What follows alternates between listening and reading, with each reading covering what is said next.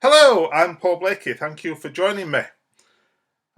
Halifax, back in the day, was known as the Wild West of West Yorkshire. On a Friday and Saturday night, between 8 and 12,000 people would descend on our town centre for a night out. And with it came all sorts of issues and problems, and our town had become a no-go area for the majority of people.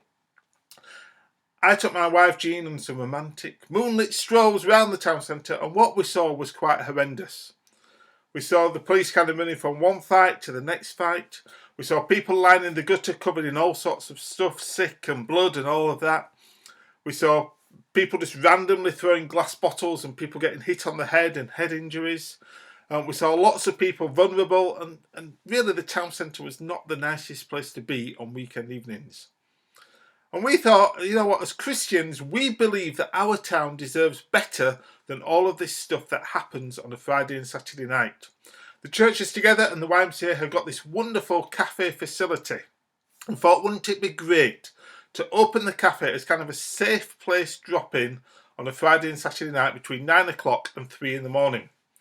So we took this idea to the churches together and the YMCA, who said, yeah, we'd love to use the cafe. We think you'll be murdered, but we'll say yes anyway. I'm not quite sure what that says about me, but there we go. And a week later, I was sat in a meeting with the town centre police sergeant, a chap called Dave Apsey.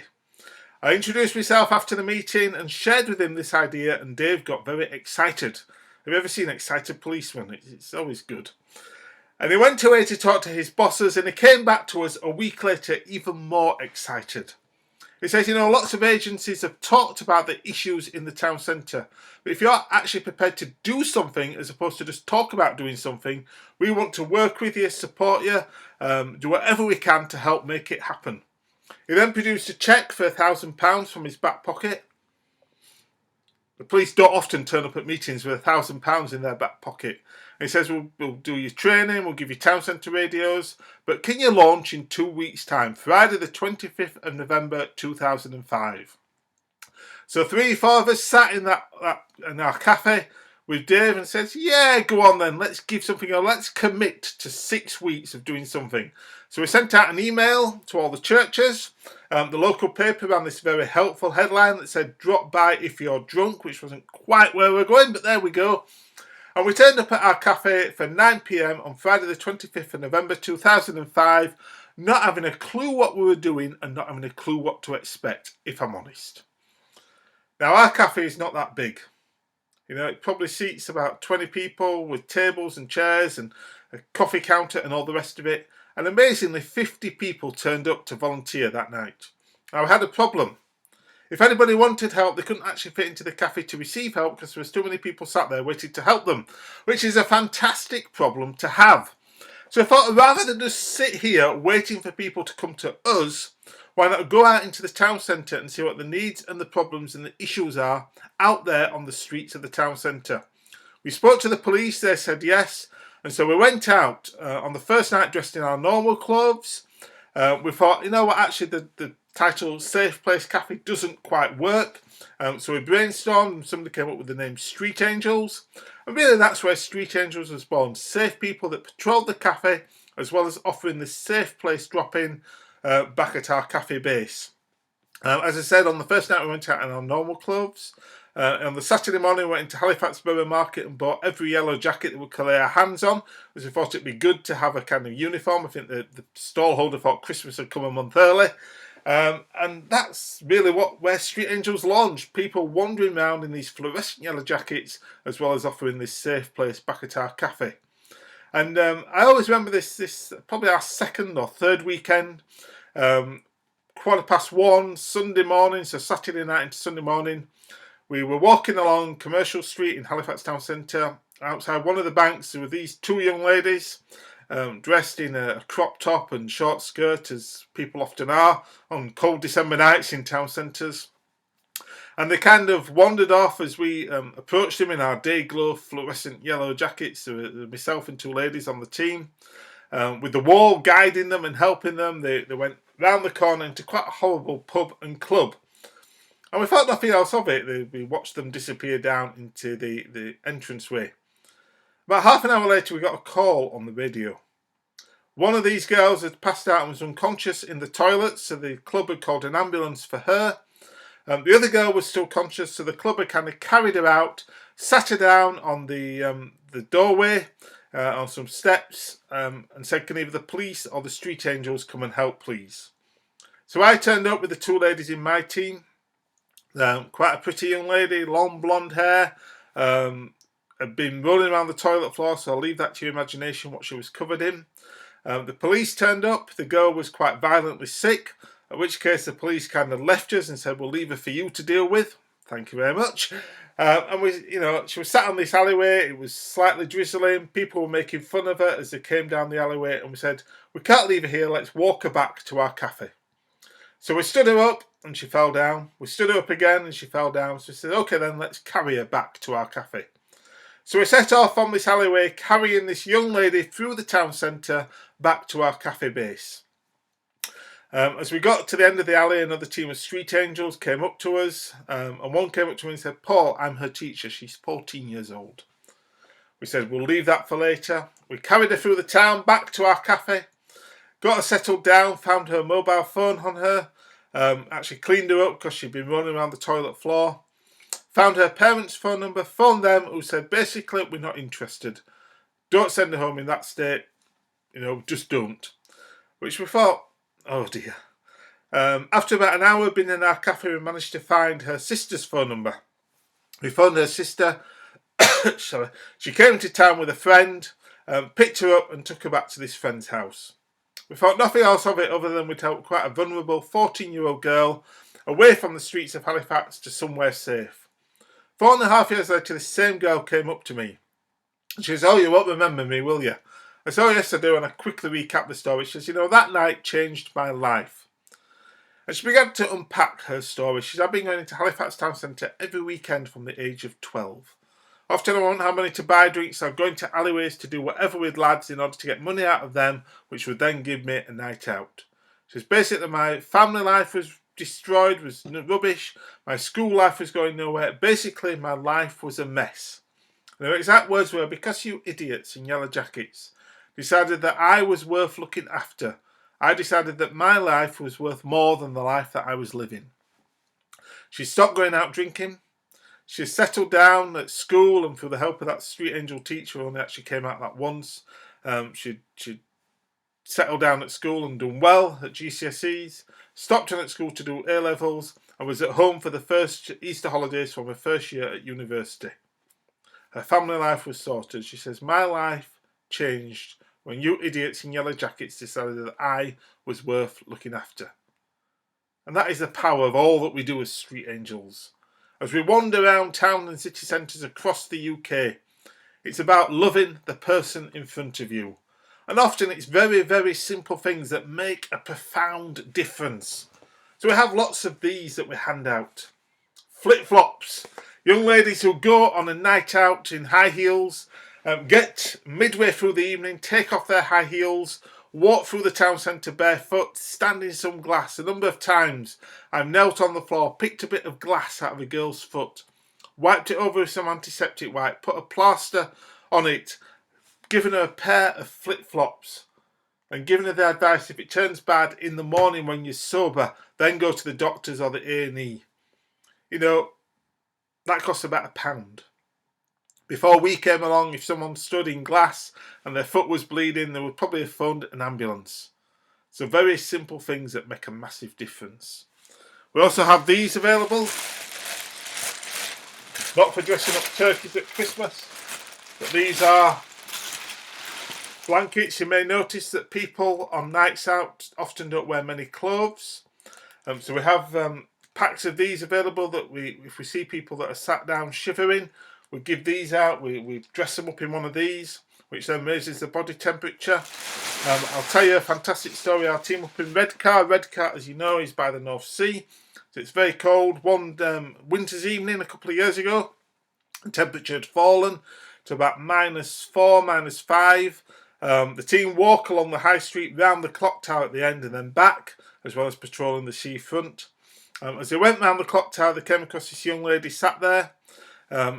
not particularly underdressed, but not particularly dressed for the -4, -5 temperature it was either. She was sat there shivering. The team got one of these on her. They took off their jackets and put jackets on her just to raise the body temperature.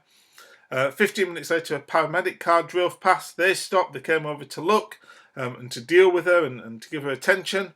And they said if she'd have been sat there for that extra 15 minutes, she would have died from hypothermia. And all that had happened was she'd missed a bus. She just got to the bus stop in time to see her last bus driving away. She'd phoned for a taxi. The taxi said we'll be there in 45 minutes or so.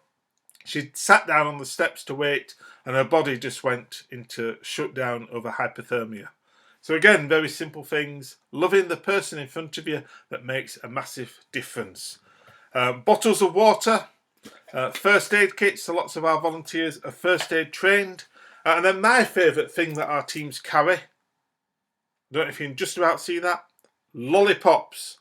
I don't know who discovered this, but whoever did is amazing. Lots of reasons why we carry lollipops, and I usually say at this point, does anyone want to guess why we give out lollipops? Blood sugar, keep people quiet, but the real reason is, have you ever seen anybody having a fight with a lollipop in their mouth?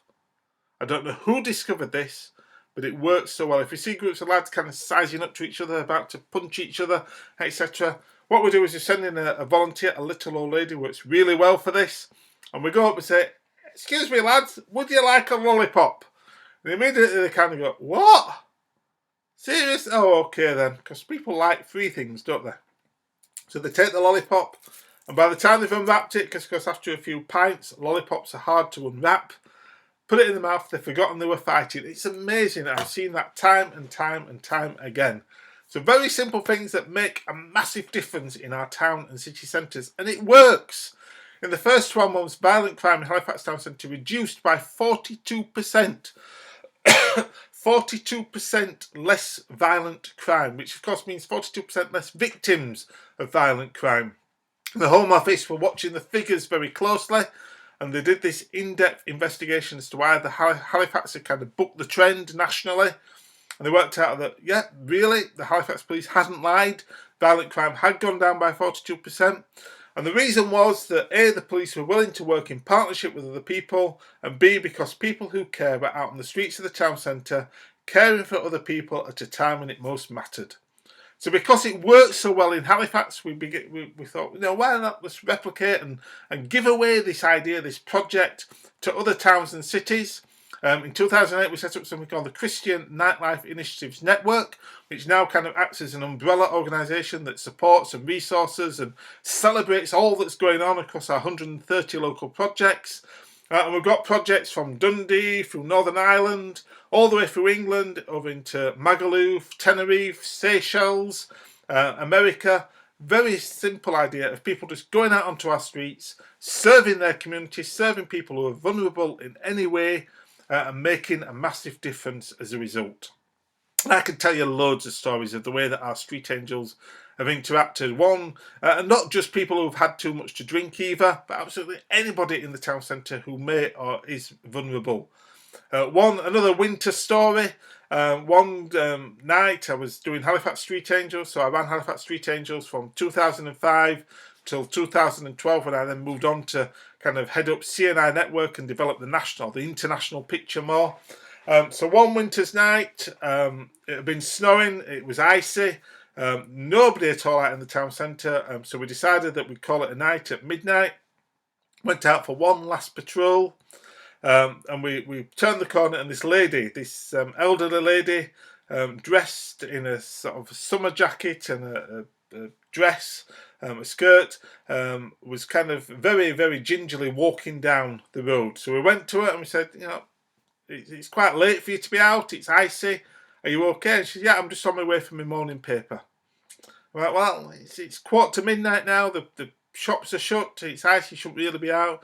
She says, no, she says, well, I've just had a hip operation and my doctor said I shouldn't be out, but I want my morning paper.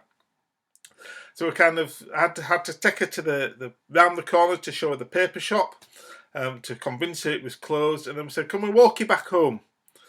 So we set off back up the road, holding on to her just so she didn't slip and fall on the ice. And she says, oh, it's across the road. It's the next lamppost. It's the next lamppost. It's up here. It's the next lamppost. And this went on probably for about 3/4 of a mile. It was always the next lamppost. And we're beginning to get a bit concerned by this point. And eventually she kind of said, oh, this is my street. This is my street. You can leave me now. I said, no, we want to make sure that you get in safely to your home. So she stopped at the first house and said, I don't think it's that one. The second house, the third house. By about the 6th or 7th house, she suddenly said, oh, this is my house. Please go now. Just leave me. We're like, no. We're going to get you safe. Thankfully, she went to the key, turned the key, opened the door. We went in, we settled her down. One of the volunteers ran social services just so that they could keep an eye on her. And we sent her off to hopefully, I think we sent her off to bed. But you see, somebody like that, how long would they have been out? If she'd have fallen, that would have been a trip back to the hospital. But just loving the person in front of you, doing whatever it takes to keep our communities and people safe on a Friday and Saturday night. I haven't just stayed on the streets. If any of you have been nightclubbing recently, and I'm sure most of you have, we decided in 2011, the young lady that was heading up Leeds Street Angels worked out that lots of the problems on the streets start inside the club venues. So she went to the pub watch meeting one week and said, can we kind of trial Street Angels in a club? And Tiger in Leeds said, yeah, we'd love to work with you. So we set up this thing called Club Angels. Instead of wearing the big, thick, fluorescent yellow jackets, wear T-shirts that say chat, help, listen and care. Basically, predominantly young people who hang out in nightclub venues doing just that. They're there to chat, to help, to listen and to care. They join in with the dancing, they listen to the music, they kind of hang out in places where perhaps you can hear and listen to people.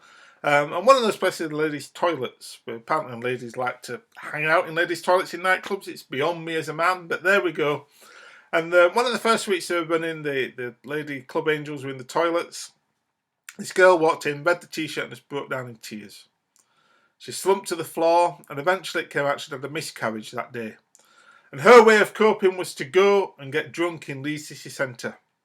So instead of getting drunk, she spent 6 hours sat on the toilet floor in this nightclub, getting out all the hurt, all the pain, all the emotion that goes with having a miscarriage. Eventually she was able to phone her parents and a boyfriend who came to pick her up. And she went home much more able to deal with the situation that had just happened to her that day. For people like that, our teams are there, connecting, helping, loving, serving, making a difference. One of the other areas, as you may see from the banner here behind me, is Festival Angels. Back in 2011 again, an 83-year-old lady who lived near Leeds Festival, a site up at Bramham Park in north of Leeds. She wasn't a regular at the festival, but all of her grandchildren and their friends used to rock up at her house for a shower. So I think she probably hosed them down in the garden. So those festivals are normally muddy. They go in, have a shower, have some food. And she got a real heart and a real passion for the fact that these 85,000 predominantly young people turn up in her back garden. And really, the local church should be doing something about it. So she went to the vicars one month and said, we need to be at Leeds Festival. And all the vicars were like, yeah, we'll never get in. Festival's all about making money. It costs a fortune to be in there. We'll never get in. But she was determined, so she sent an email or rung up Festival Republic who organised Leeds Festival and managed to get a free marquee. So the first year the local churches went in and ran a prayer cafe, open from 2 till 4 on the Friday, Saturday, Sunday, serving tea and coffee and just been having a safe place where people could chill out. Year 2 they were slightly more adventurous and ran a cafe from 9 till 5 on Friday, Saturday, Sunday. Year 3 Festival Republic rang up Andy, who was heading this up, and said, look, we love the dynamic that you guys bring. Do you think you can have your prayer cafe open from 12 noon Wednesday through to 12 noon on Monday through the night? Also, we're looking at somebody else to take on our lost property. Do you think you can kind of run the lost property tent from 12 noon on Wednesday through to 12 noon on Monday through the night? And also, we've seen these street angels that wander around town and city centres. Could we kind of have detached teams of perhaps festival angels that wander around the festival site from 12 noon on Wednesday through to 12 noon on Monday? Andy says, yeah, go on then, why not? Put the phone down and thought, what on earth have I just committed to? So he rang me for help as CNI Network and Leeds Street Angels were involved. I said, look, let's work together. Let's try and recruit volunteers. And it's been amazing to recruit now 170 volunteers who work at Leeds Festival. Our prayer cafe is just an amazing place. We sell these mugs. This is quite an old one now. £5 for a mug, which is an amazing deal at a festival. And for that you get unlimited tea, coffee, hot water, hot chocolate for the entire length of the festival. I think that's a bargain. Last year we sold 5,500 mugs. I think we sold out by Thursday evening, so from Wednesday at 12 noon through to Thursday evening. People now come to our cafe for mugs because it's such a deal. And of course it's a safe place, and it's great to have a queue of people, and our cafe is kind of sophisticatedly grown over the years from one urn serving sort of a do-it-yourself tea and coffee to now serving tens of thousands of people teas and coffees each and every day of the festival. And it's great just to be there, to connect, to listen to the young people, to share with them the troubles that they're going through in life, to offer advice, to offer prayer, to offer hope and love, and just to kind of be there and available. So that's the prayer cafe, £5 for a mug, great deal. If you know any young people going to Leeds Festival, do send them to our prayer cafe. Lost property, that's always interesting. You get some interesting items handed in. One onion, somebody bought an onion, they got a lollipop for the troubles. Wellington boots, walking sticks, tent poles, wallets, passports, mobile phones, smartphones, the whole raft of stuff, and we get probably about 60-70% of the items back to the owners. The most amount of money in a wallet, £650. Somebody found a wallet on the floor containing £650, handed it in, got a lollipop for the troubles, because we're nice like that. Bought it. We then managed to find this person's mum, who phoned one of this lad's friends and said, your wallet's in the lost property tent. He turned up, opened up his wallet. I won't tell you his exact words when he discovered that the £650, driving licence, bank cards and everything else you keep in a wallet was still in there. It was along the lines of goodness me. It wasn't quite that, but I'll leave that to your imagination.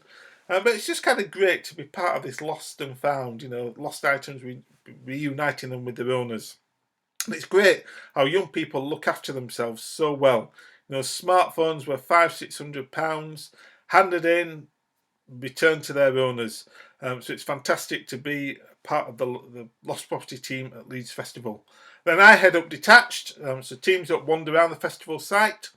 Amazing the number of people that buy tents on their way to the festival and don't have a clue what a tent is or how it goes up, so we're helping people put up tents.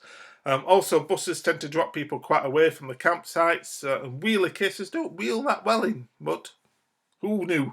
Helping people carry their luggage, and helping people navigate the site because it's a massive site, and then just being aware, being around the arena, just being aware of people, looking out for people, for situations, and helping out wherever we can. And it's great to be at Leeds Festival because it works so well at Leeds.